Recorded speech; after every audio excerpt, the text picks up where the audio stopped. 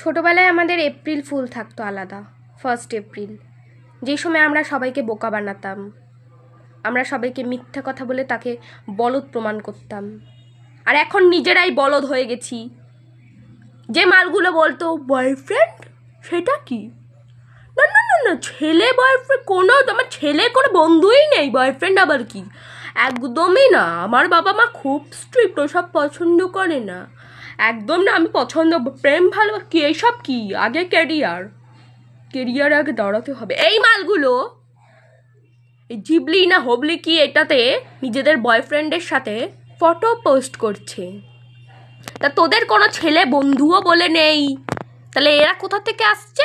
ভাড়া করেছো মনা? জিবলি বানানোর জন্য ভাড়া করেছো? মানে এই মালগুলোর সুবিধা হয়েছে অনেক, ঠিক আছে।